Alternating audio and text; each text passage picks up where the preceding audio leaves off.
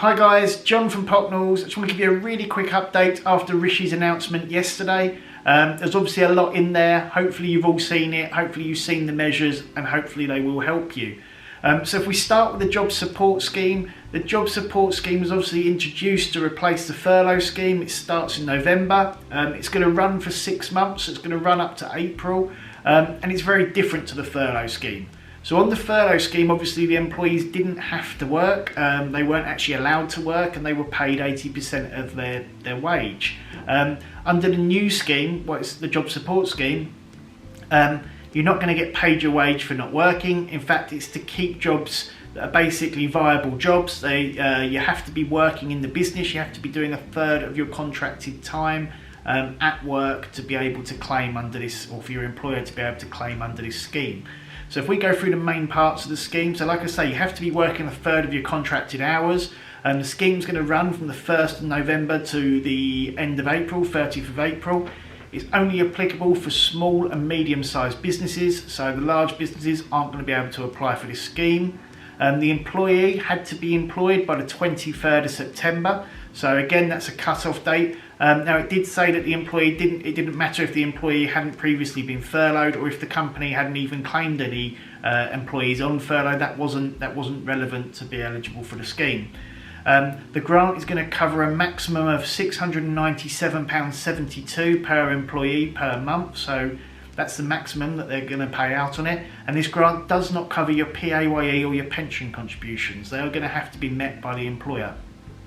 So if we look at the numbers on this, if we say that you're going to your employee's working £100 a day, that's what he's paid, or they're paid £100 a day, so that'd be £500 a week. In this example, let's assume that they're going to work 2 days of that week, so that's 40%, so that meets the 33% rule. So that would be £200. They're being paid £200 when they should have been paid £500, or their normal contracted hours would be for £500.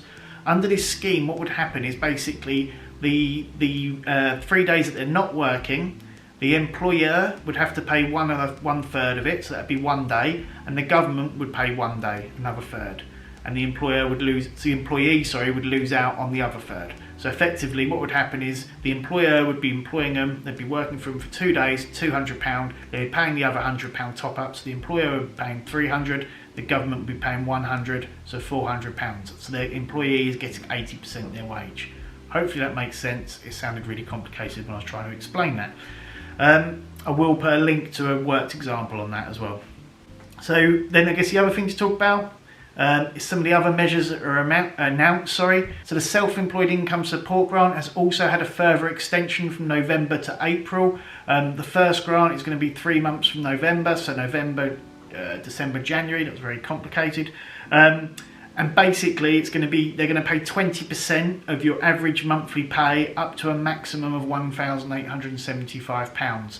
So same criteria that it's always been to claim the Self-Employed Income Support Grant.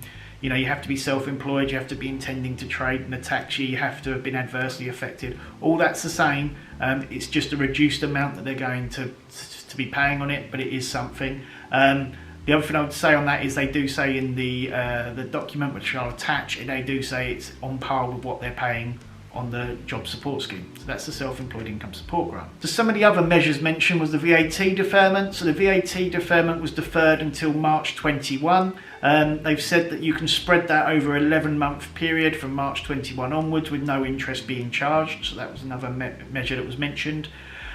You also had the self-assessment to be deferred. They didn't actually say how long, but they did say they were going to look at deferring that over a longer period. I believe it might be 11 months, but I don't think that was confirmed.